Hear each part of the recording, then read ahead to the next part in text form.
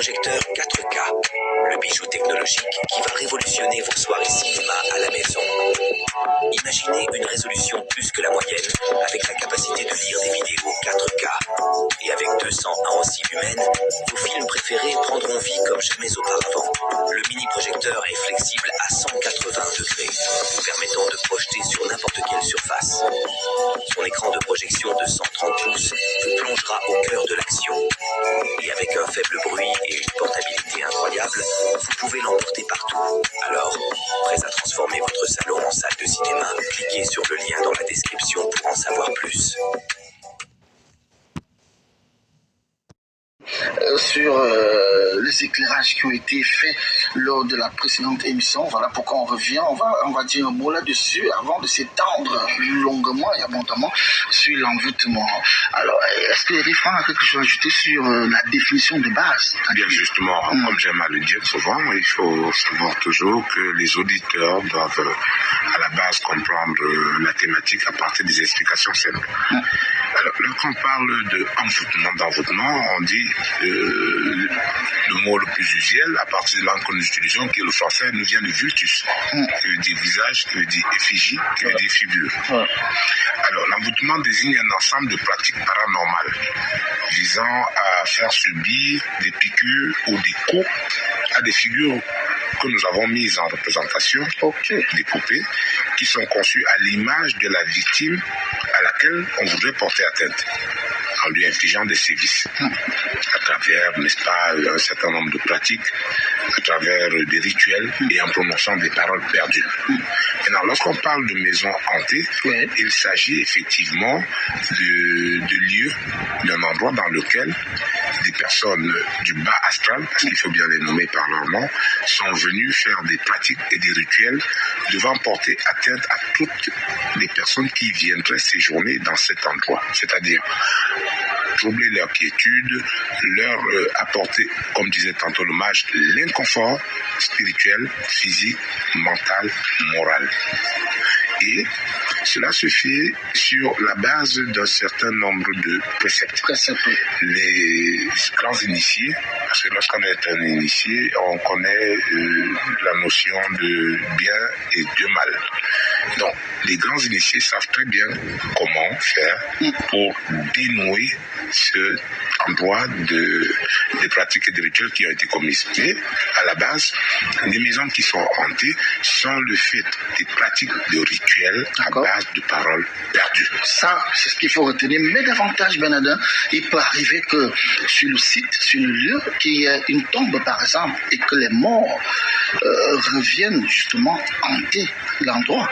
Ça peut arriver. Oui, ça peut arriver. C'est une hypothèse aussi. C'est une hypothèse. Il y a plusieurs raisons qui peuvent amener un mort à venir hanter ce lieu. Peut-être des préceptes qu'il a pu léguer n'ont pas été respectés. Bon, peut-être ça peut ne pas être le mort en question. D'autres entités peuvent sillonner et se passer pour l'âme qui a été enterrée, bref, la personnalité qui a été enterrée à ce don.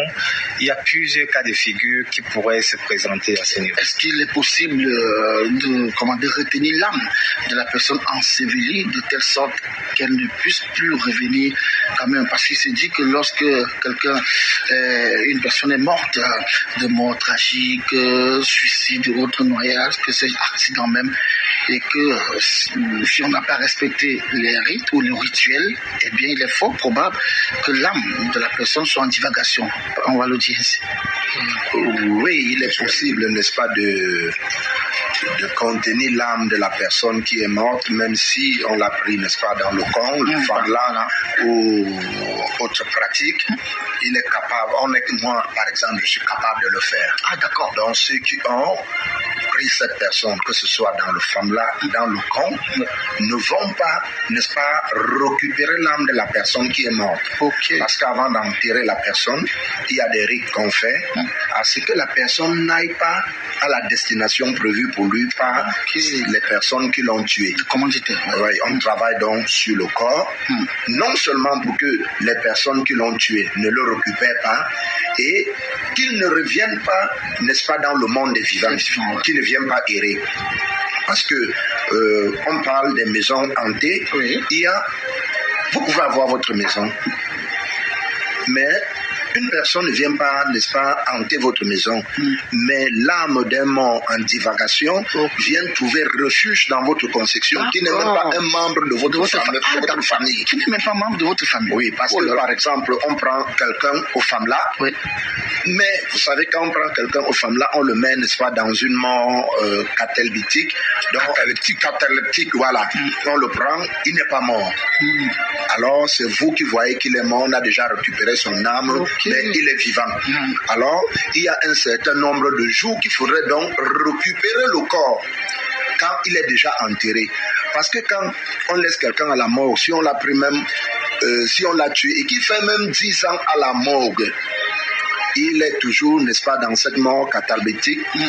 Le jour dont on l'enterre, il y a 3 jours pour que les gens viennent le récupérer. Exactement. 3 jours, c'est 3 jours. Voilà, 72 heures. Alors maintenant, si la famille a pris, n'est-ce pas, les dispositions de travailler sur le corps et sur la tombe, quand ils viendront donc, parce que quand ils veulent arriver, ils envoient d'abord les fourmis maniants pour que s'il y a les gens qui sont en train de garder la tombe, n'est-ce pas, que les fourmis les mordent et qu'ils fuient. C'est comme une armée. Une armée. Ils vont donc profiter par une voie et verser une poudre jaune qu'on appelle le joug, qui va maintenant ouvrir spirituellement la tombe, et ils vont donc récupérer la personne et l'amener, n'est-ce pas, à leur destination. Donc on est capable de faire à ce que cette personne ne parte pas les reçoit et qu'il meurt la vraie mort. D'accord. Donc pas d'une mort compliquée, une mort tragique, à une mort normale, à condition que la personne qui fait ces rituels soit vraiment assermentée. Non, il faut dire que je vais apporter avec une explication toute simple des précisions sur ce que le mage vient de dire. D'accord. Alors, lorsque vous êtes dans une situation où on vous abrège la vie, n'est-ce pas?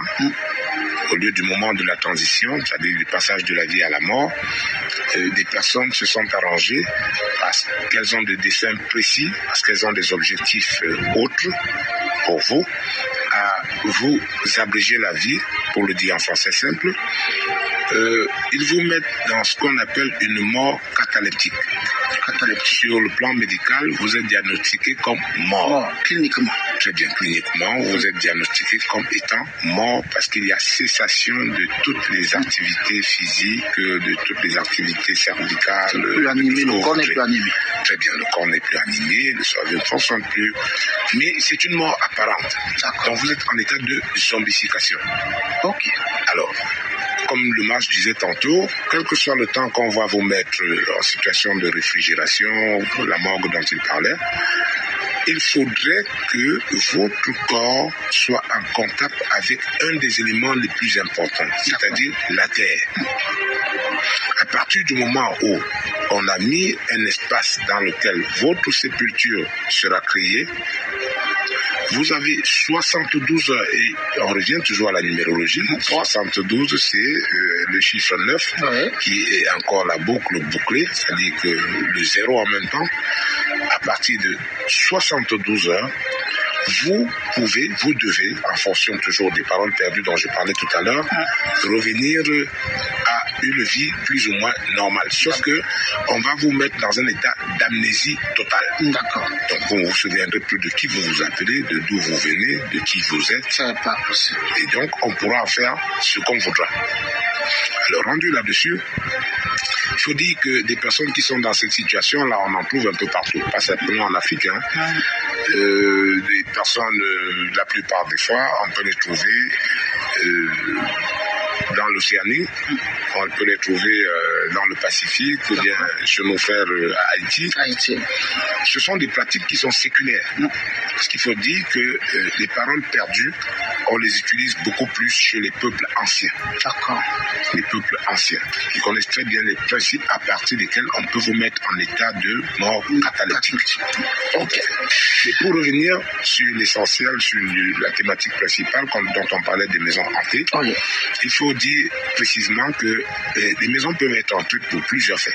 D'abord parce que dans le cadre des litiges familiaux, ou même dans le cadre des litiges ou bien des intérêts... Les litiges familiaux, dans les maisons, parfois on voit écrit « maison familiale pas à vendre ». À ne pas vendre, voilà. Donc, il y a même aussi, au-delà des conflits de succession, il y a des situations à partir desquelles des familles qui, n'est-ce pas, se disputent des héritages peuvent, pour certains, prêter le flanc à ce type de pratique-là. On peut aussi, dans des cas de figure précis, ne pas avoir accédé aux dernières volontés d'un défunt qui a dit, ok, moi je n'ai pas eu de descendance. Néanmoins, j'ai mon neveu ou ma nièce, ou même un tiers qui n'est pas du tout de sa famille, je lui lègue, n'est-ce pas, mon héritage.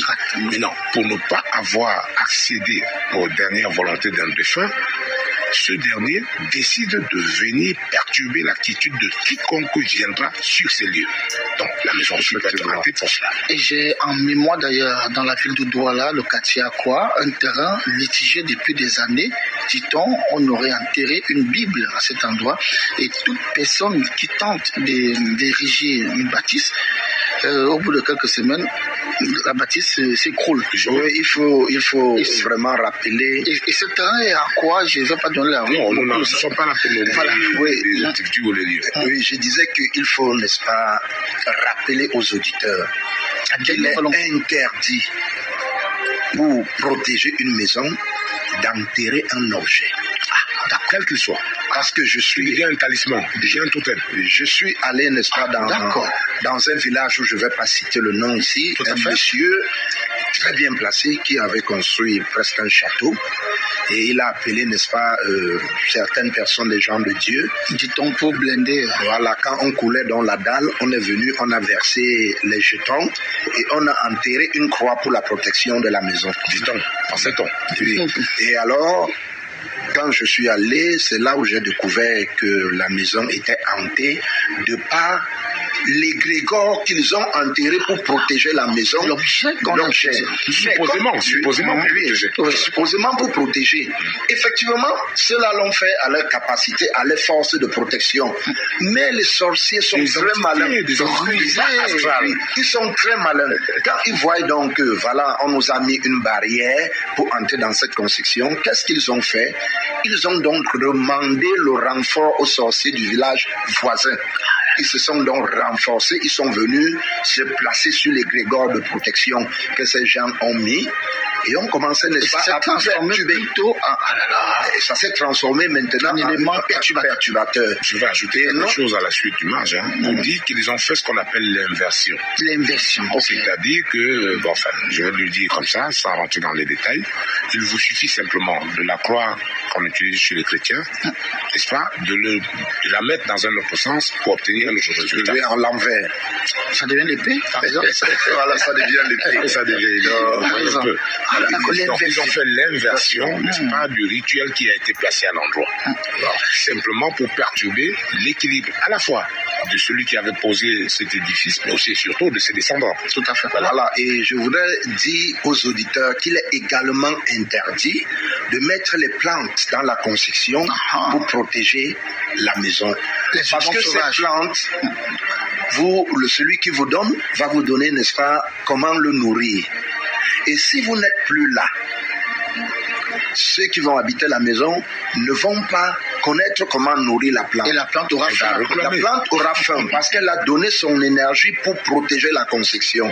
Maintenant qu'elle veut, n'est-ce pas, récupérer les forces pour continuer à protéger la maison, il n'y a plus les personnes qui doivent la nourrir.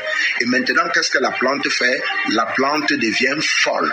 Elle se sert à ce moment-là. C'est-à-dire que toutes les personnes qui vivent dans cet espace sont en danger.